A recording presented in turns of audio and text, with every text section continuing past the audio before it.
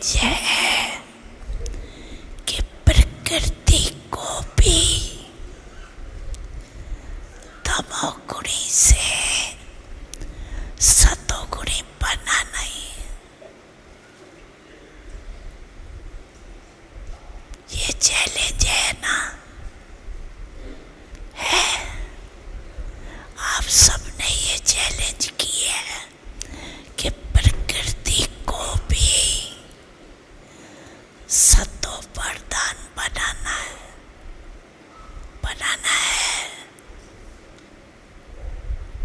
कांधे लाओ, ऐसे लाओ, देखो, देखा देखी नहीं लाना, दिल से लाना।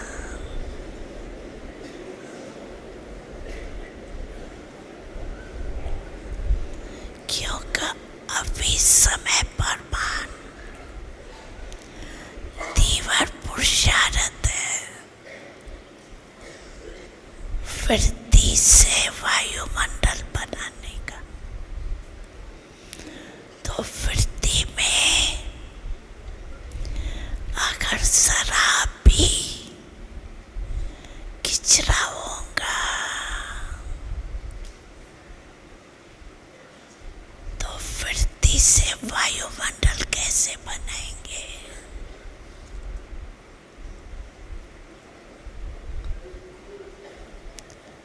प्रकृति तक आपका वाइब्रेशन जाएगा, वाणी तो नहीं जाएंगी।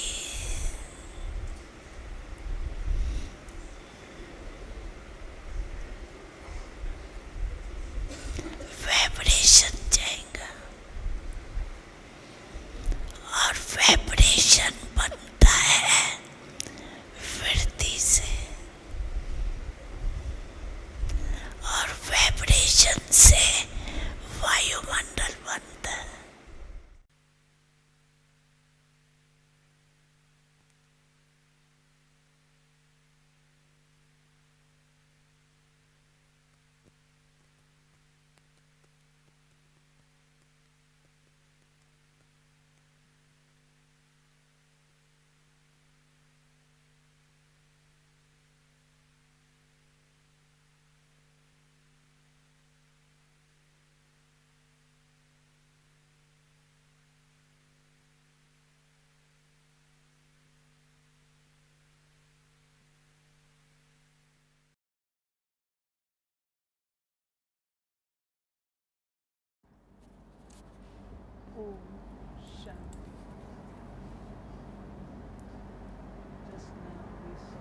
ओम शांति।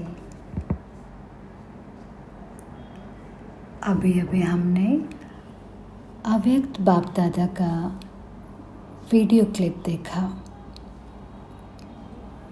जिसमें बाबा ने कहा है कि बच्चे, आपने विश्व को चुनौती दी है कि आप प्रकृति का भी परिवर्तन कर देंगे। प्रकृति जो कि इतनी पतित हो गई है, और आप इसे पावन बना देंगे। ये कैसे संभव है? बाबा ने कहा है, आपकी मंशा, आपकी वृत्ति पूर्ण रूप से पवित्र होनी चाहिए। और जब आपकी वृत्ति पवित्र होती है, सभी प्रकार की बुराइयों से मुक्त, गंदगी से मुक्त,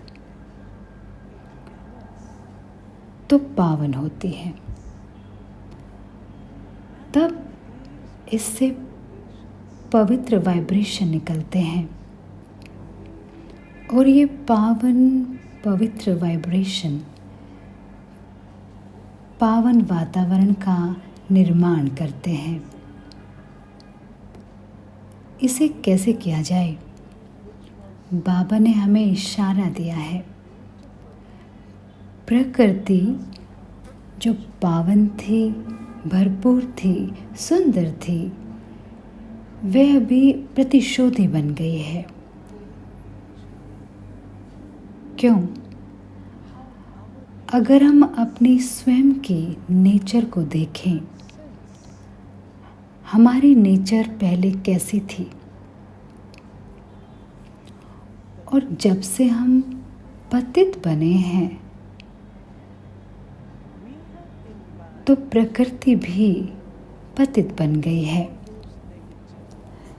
हमने सभी नकारात्मक अवगुणों को धारण कर लिया है, जो प्रदूषण, शोषण, दोहन आदि के रूप में प्रतिबिंबित होते हैं। प्रकृति भी पतित हो गई है।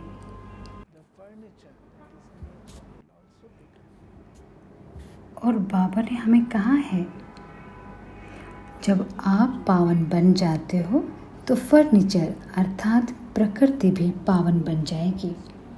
इसका अर्थ है हमें जो पावन विचार हम जो रचते हैं उनकी पालना करनी है, उन्हें बरकरार रखना है, जो कि हमेशा सकारात्मक, हमेशा रचनात्मक, हमेशा शक्तिशाली और शुभ भावना और शुभ कामना से भरपूर हों। दूसरों के लिए सदा शुभ सोचना, सभी के लिए सदा अच्छे और कल्याणकारी विचार उत्पन्न करना, न केवल दूसरों के लिए लेकिन स्वयं के लिए भी। यह याद रखना कि मैं पवित्रता के सागर की संतान हूँ, जहाँ देह अभिमान की कोई गंदगी नहीं होती। संपूर्ण आत्म अभिमानी पावन चेतना क्रिस्टल की तरह पारदर्शी, सुंदर। पवित्रता शक्ति है। पवित्रता शांति और प्रचुरता की नींव है। प्रकृति भी स्वयं का परिवर्तन करती है। जो कुछ भी हम सोचते हैं उससे वातावरण प्रभावित होता है, क्योंकि जिस प्रकार के वाइब्रेशन हमारे होते हैं वही वातावरण का निर्माण करते हैं और वे प्रकृति को प्रभावित करते हैं। कितना अच्छा होगा इस प्रकृति को पावन बनाने के लिए हम अपने विचारों में,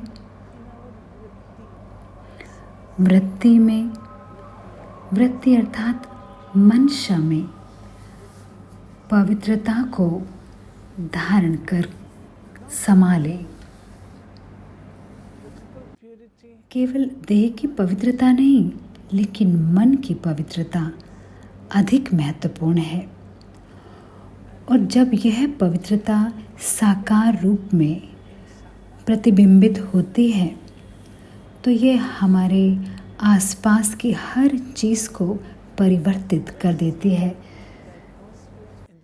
तो आप मंदिरों का, गिरजाघरों का वातावरण देखें और घरों का या किसी क्लब्स का वातावरण देखें। क्या चीज़ है जो वातावरण का निर्माण करती है? हमारी सोच, हमारे विचार, हमारी वृत्ति, हमारे वाइब्रेशन वातावरण का निर्माण करते हैं। यह प्रतिदिन माइक्रो लेवल पर होता है। और अगर हम एक साथ मिलकर अगर हम इसका अभ्यास करें तो निश्चित रूप से प्रकृति सतोगुणी में परिवर्तित हो जाएगी, जो बहुत स्नेही, दाता, सुंदर, प्रचुर हो जाएगी और हम प्रकृति पर विजयी रतन होंगे। हम स्वयं ही अपने वातावरण के रचयिता हैं। ओम शांति।